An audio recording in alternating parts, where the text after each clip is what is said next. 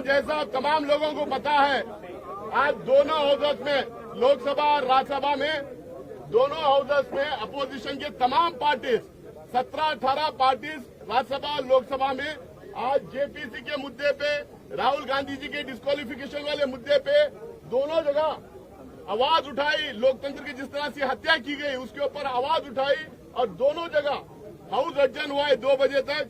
और सारे political parties के एमपीज, करीब 150-200 एमपीज यहाँ पे इकट्ठा होके काले कपड़े पहन के ब्लैक डेमोक्रेसी मनाते हुए, ब्लैक डे मनाते हुए सारे लोग पैदल मार्च, पहले गांधी प्रतिमा पे गए, वहां पे अपना प्रोटेस्ट रजिस्टर किए, फिर वहां से पैदल चल के यहाँ पे आए हैं। तमाम पार्टीज के लीडर्स, फ्लोर लीडर जो यहाँ मौजूद हैं, वो अपनी अपनी बात आपके सामने रखेंगे। शांति से आप तमाम लोग अपनी बात, लीडर की बात सुनिए। अगर कोई सवाल भी है तो सवाल भी हम लेंगे। पहले हम शुरुआत करेंगे इंडियन नेशनल कांग्रेस के प्रेसिडेंट और एलओपी श्री मल्लिकार्जुन खड़गे साहब अपनी बात रखेंगे। सभी पार्टी के वरिष्ठ नेतागण और मीडिया के मेरे दोस्तों और पार्लियामेंट के सभी सदस्यों मित्रों, पहला तो मैं सभी पार्टी के नेताओं को, जो हमारे फ्लोर लीडर्स हैं लोकसभा में, राज्यसभा में और इम्पोर्टेंट लीडर्स भी जो है, उनका मैं शुक्रिया अदा करता हूं, धन्यवाद देता हूं कि उन्होंने कल जोरदार तरीके से हमारा समर्थन किया। राहुल गांधी जी का जो डिफेमेशन केस में डिस्क्वालीफाई जो हमारे स्पीकर ने किया था, उसके बारे में डेमोक्रेसी की हालत देश में क्या है, किस ढंग से चल रही है, इसके लिए वो सभी पार्टी चिंतित है। और उन्होंने राहुल गांधी जी के इसके लिए सभी लोग ने डिफेंड करके और उनके बारे में अपनी बात जो बताई, इसलिए मैं उनको पुनः यहाँ पर धन्यवाद देना चाहता हूँ, उनका शुक्रिया अदा करना चाहता हूँ। भाइयों, दूसरी चीज ये है कि आज हम काले कपड़े के ड्रेस में क्यों आए, नहीं कि किसी को बताने के लिए नहीं, हम ये दिखाना चाहते हैं कि इस देश में डेमोक्रेसी को मोदी जी एक एक करके खत्म कर रहे हैं। एक तो पहले ऑटोनोमस बॉडीज को खत्म करते हुए आए, दूसरी तरह जो कानूनी तहत लोग चुनाव में जीत के आए, उनको डरा धमका के उन्होंने हर जगह अपनी सरकार बनाने में गए।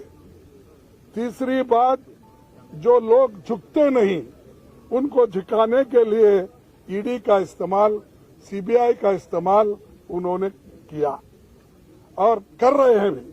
और हर एक चीज को ऑथेंटिसिटी पूछते हैं पार्लियामेंट में और राज्यसभा में।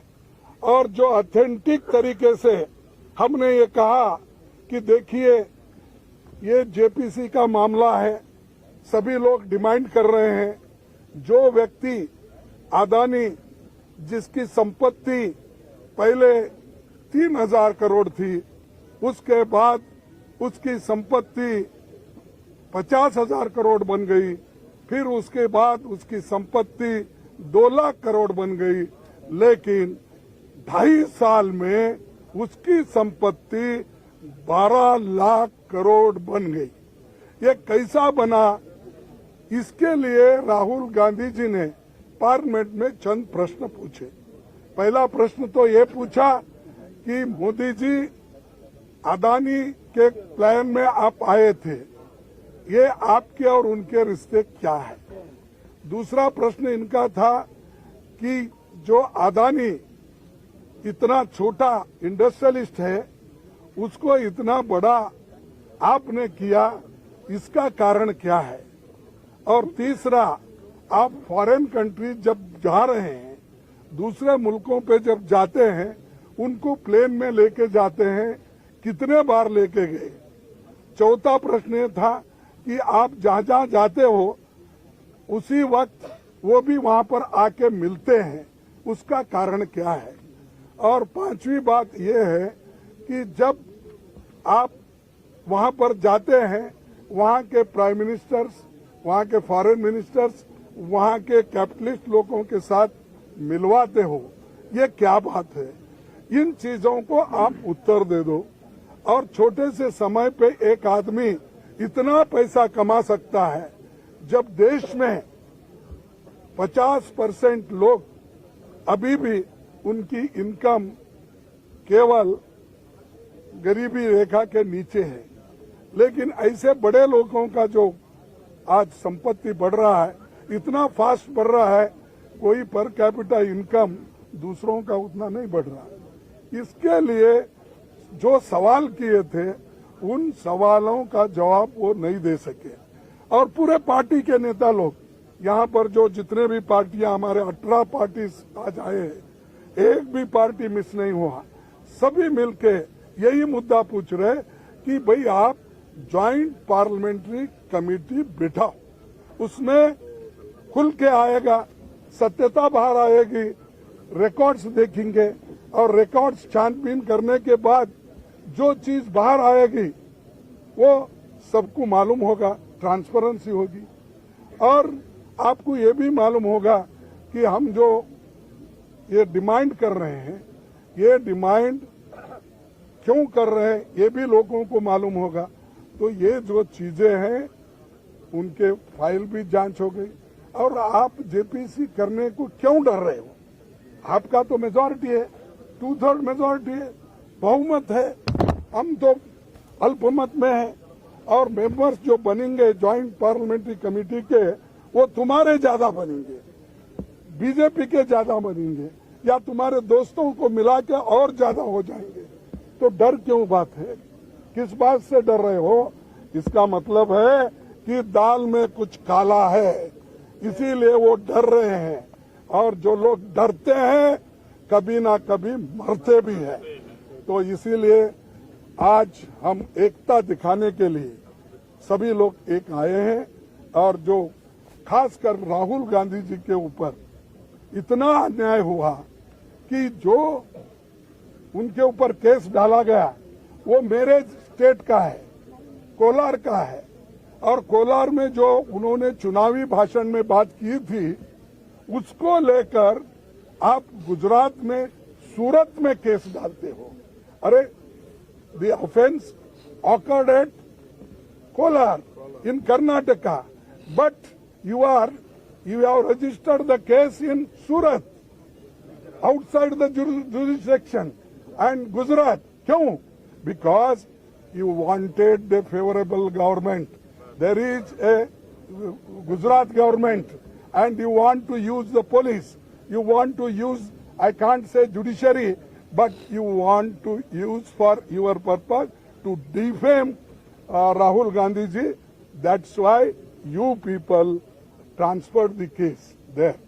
Therefore, I am telling, ये कुछ सांठ गांठ दोनों की है। वो सांठ गांठ क्या है ये बाहर आएगा। तो इसीलिए आज जो एक काला दिन है डेमोक्रेसी में, black day, such things never happened earlier. For small things, defamation case not exceeding 2 years, that sentence says, but not exceeding. Not exceeding means 2 साल 1 मिनट भी अगर हो गया वो डिस्क्वालीफाई कर सकते हैं। 2 साल 1 दिन भी हो गया आप कर सकते हैं। नॉट एक्सीडिंग मीन्स ये 2 साल तो नहीं हुए, लेकिन फिर भी ऐसा तरातुरी गड़बड़ी में हमारे गवर्नमेंट, बीजेपी की गवर्नमेंट, मोदी सरकार स्पीकर को बोल के मिनटों में, लाइटनिंग स्पीड में उनको डिस्क्वालीफाई कर दिया। क्योंकि वो पार्लियामेंट में नहीं बोलना, उनका मुंह बंद करना, अदानी के बारे में आवाज नहीं उठाना। और ये सारी चीजें कब हो गई कि जब अदानी के खिलाफ राहुल गांधी जब बोलने लगे, आवाज उठाने लगे, तब ये मोदी गवर्नमेंट डर गई। और दूसरी चीज, जो राहुल गांधी जी कन्याकुमारी से लेकर कश्मीर तक जो उन्होंने पादयात्रा की, और हमारे सभी लोग, लाखों लोग जुड़े उनके साथ।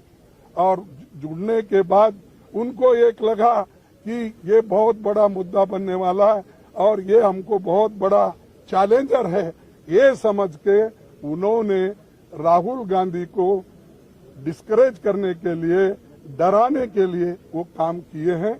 हम ना डरेंगे, राहुल गांधी जी नहीं डरेंगे और अपोजिशन पार्टी को आप दबाने की कितनी भी कोशिश करेंगे, अपोजिशन पार्टी डरेगी नहीं, दबेगी नहीं, झुकेगी नहीं। तो ये हमारा इरादा है और इसको आगे भी हम चलाने के लिए कोशिश कर रहे हैं। सब लोग मिलकर भी हम आगे कैसा मुहिम करना, इसके लिए भी हम पूरी कोशिश करेंगे और फिर आपके पास आएंगे। आपको भी धन्यवाद, आप लोगों ने जो इस हमारे मुहिम को आपने सपोर्ट किया, इसलिए आपको धन्यवाद देते हुए हमारे लीडर्स को बात करने के लिए मैं अपना स्वागत आमंत्रण दूंगा। Sri Baluji from DMK will speak. As Mr. Kagaj just now said, it is a black day for the democracy. As you all know, the last leg of budget session, not even a single member was asked to